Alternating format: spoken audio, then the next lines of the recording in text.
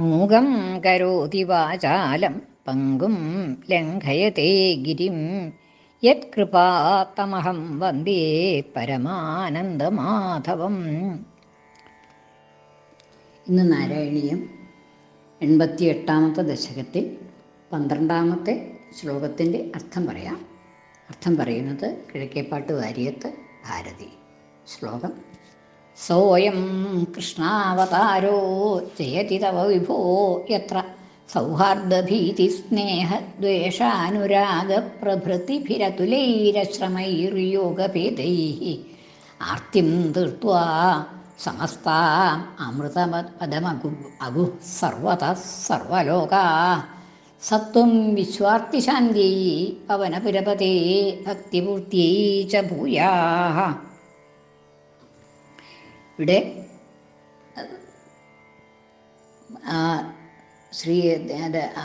കൃഷ്ണാവതാരത്തിലെ കഥകൾ ഒരുവിധം ഒക്കെ ആയിക്കഴിഞ്ഞു. എന്നിട്ട് ആ ശ്രീകൃഷ്ണാവതാര കഥകൾ സമാപിക്കുന്നതിന് മുമ്പായിട്ട് ആ അവതാരത്തിൽ ഉണ്ടായിട്ടുള്ളതിനെ പറ്റിയിട്ട് ഒന്ന് ചുരുക്കി സൂചിപ്പിക്കുകയാണ് ചെയ്യണത്. ഓരോരോ സൂചനകൾ മാത്രം പറയുകയാണ്. ആ കൃഷ്ണാവതാരത്തിൻ്റെ മഹാത്മ്യം പറഞ്ഞുകൊണ്ട് ഓരോരോ സൂചന അവിടെ പറയുകയാണ്. സോയം കൃഷ്ണാവതാരഃ ജയതി തവ വിഭോ, അല്ലയോ സർവവ്യാപിയായിരിക്കുന്ന സർവശക്തനായിരിക്കുന്ന ഭഗവാനെ, സോയം കൃഷ്ണാവതാരഃ, അപ്രകാരമുള്ളതായിട്ടുള്ള ഈ കൃഷ്ണാവതാരം ഞാൻ വർണ്ണിച്ചു കഴിഞ്ഞുല്ലോ. കുറേ ദശകങ്ങളെ കൊണ്ടാണ് ഈ കൃഷ്ണാവതാരം വർണ്ണിച്ചത്. അങ്ങനെയുള്ളതായിട്ടുള്ള ഈ കൃഷ്ണാവതാരം സോയം കൃഷ്ണ സഹ അയം കൃഷ്ണാവതാര എന്നാണ്. ഈ കൃഷ്ണാവതാരം, അപ്രകാരമുള്ള ഈ കൃഷ്ണാവതാരം ജയതി, സർവോത്കർഷേണ വിജയിക്കുന്നു. എല്ലാ അവതാരങ്ങളെക്കാളും ശ്രേഷ്ഠമാണ് ഈ കൃഷ്ണാവതാരം എന്ന് പറയാണ്. ജയതി തവ, ജയതി അങ്ങയുടെ ഈ കൃഷ്ണാവതാരം സർവോത്കർഷേണ വിജയിക്കുന്നു. ജയതി തവ വിഭോ, എന്താ ഇത്ര വിജയിക്കണു എന്ന് കാര്യം പറയാൻ, എല്ലാ അവതാരങ്ങളെക്കാൾ ശ്രേഷ്ഠമാണ് ഈ അവതാരം എന്ന് പറയാൻ എന്താ കാരണം?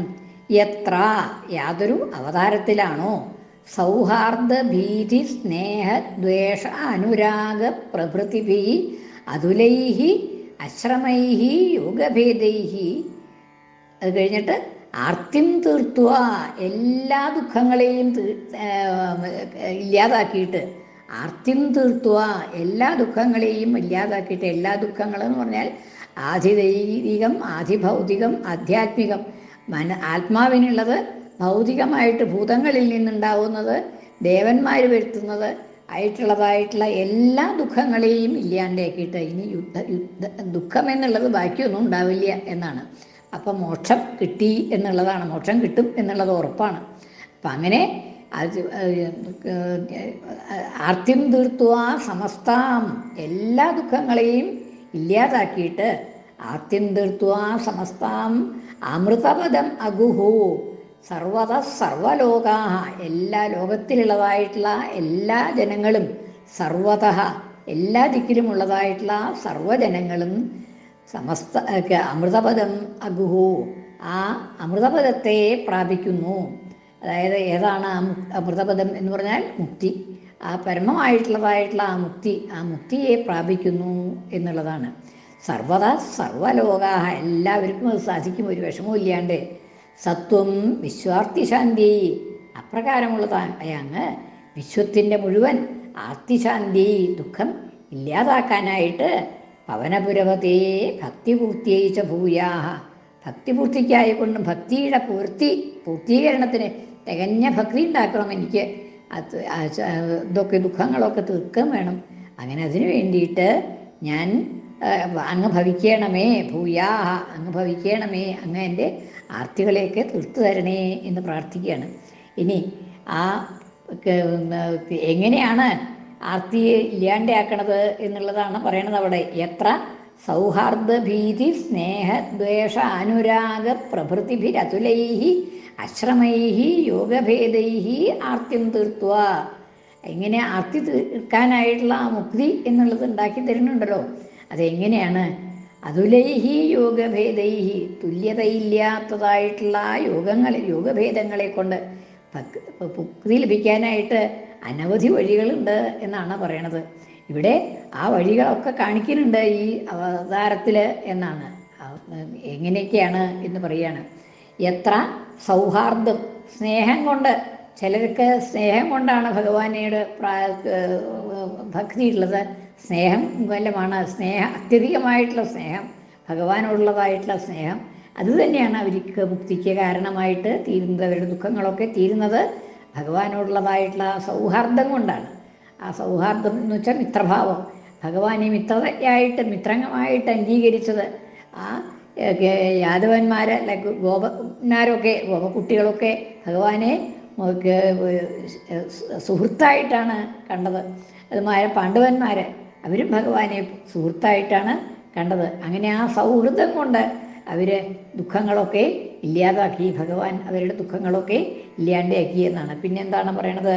സൗഹാർദ്ദ ദ്വേഷം, കംസൻ, ശിശുപാലൻ തുടങ്ങിയവരൊക്കെ ദ്വേഷിക്കുകയാണ് ഉണ്ടായത്. ഭഗവാനെ ദ്വേഷിച്ചു അല്ലേ, ശത്രുവായിട്ട് കണക്കാക്കി, അല്ലെങ്കിൽ ശത്രുവായിട്ട് കണക്കാക്കിയിട്ട് വധിക്കപ്പെട്ടു. അങ്ങനെ മുക്തി ലഭിച്ചു ശിശുപാലനൊക്കെ അല്ലേ.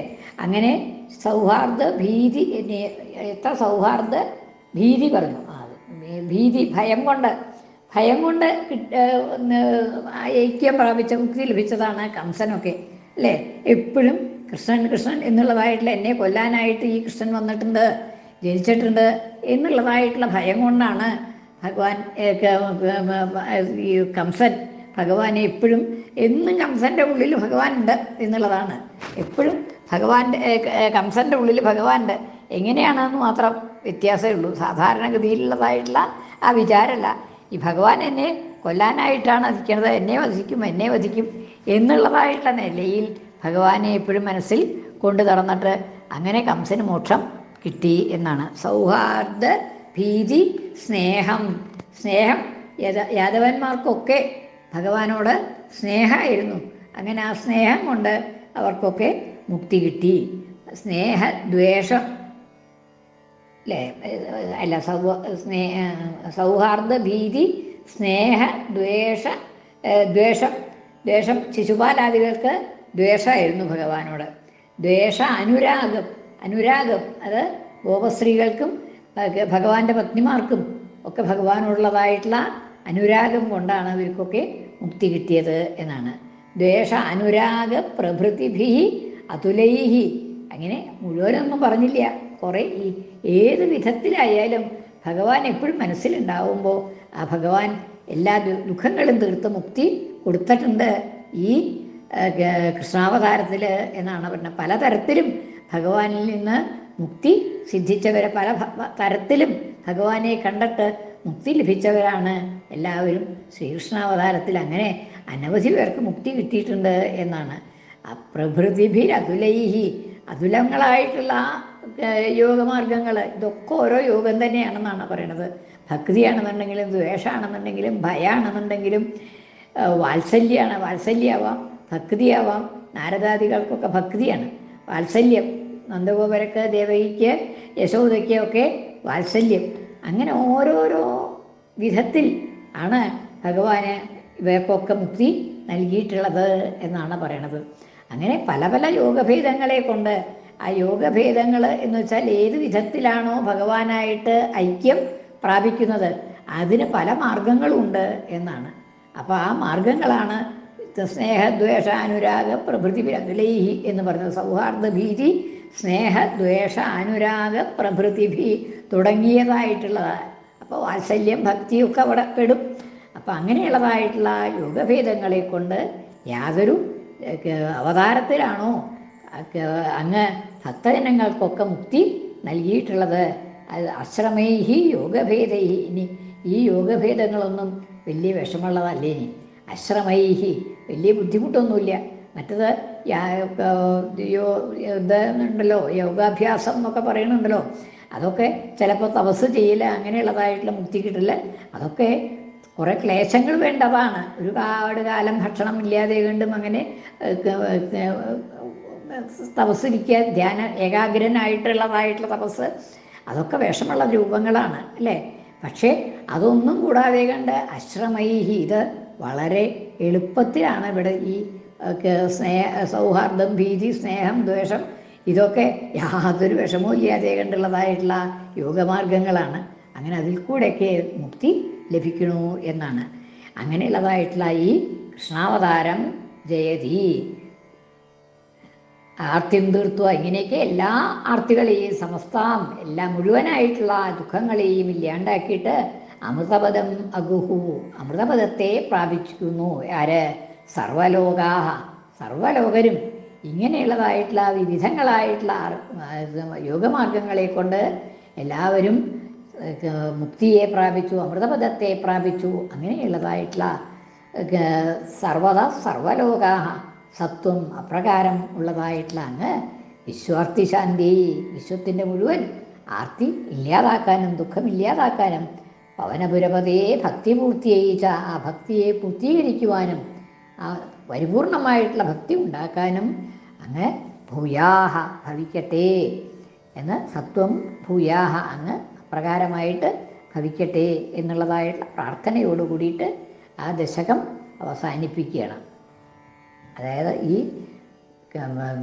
ശ്രീകൃഷ്ണാവതാരത്തിലെ കഥകളാണ് ഇവിടെ പറഞ്ഞത്. ഈ കുറേ ശ്ലോകങ്ങളെ കൊണ്ട്, കുറേ ദശകങ്ങളെ കൊണ്ട് പറഞ്ഞു. അത് കഴിഞ്ഞ് ആ ശ്രീകൃഷ്ണ അവതാരത്തിൻ്റെ അവസാനം വന്നു. ഇവിടെ ഇനി പൊതുവേ ഭാഗവതത്തിൽ അവിടെയും ഇവിടെയും ഉള്ളതായിട്ടുള്ള ഓരോരോ ഭാഗങ്ങൾ, പിന്നെ ഏകാദശ സ്കന്ധത്തിൽ വിവരിക്കുന്നതായിട്ടുള്ള പല തത്വോപദേശങ്ങളും ഒക്കെ ചുരുക്കി ഇവിടെ ഉപദേശമായിട്ട് അതിൽ കൊടുത്തിട്ടുള്ള രൂപത്തിലല്ല, പക്ഷെ അതിൻ്റെ സാരാംശമൊക്കെ പറയുകയാണ് ബാക്കി 10 ശ്ലോകങ്ങളിലായിട്ട് ചെയ്യണത് എന്നുള്ളതാണ്. 12 ദശകം ഇനിയുണ്ട്. അതിലൊക്കെ അങ്ങനെ പൊതുവെ ഉള്ളതായിട്ടുള്ള വൈഷ്ണവമായിട്ടുള്ള കഥകൾ, 2 കഥകൾ പറയുന്നുണ്ട്, 2-3 കഥകൾ പറയുന്നുണ്ട്. അത് കഴിഞ്ഞ് പിന്നെ കുറേ തത്വം എന്ന് തന്നെയാണ്, തത്വജ്ഞാനം ഉണ്ടാക്കാനുള്ളതായിട്ടുള്ള തരത്തിലാണ് പിന്നെയുള്ളതായിട്ടുള്ള ദശകങ്ങളൊക്കെ വർണ്ണിക്കുന്നത്.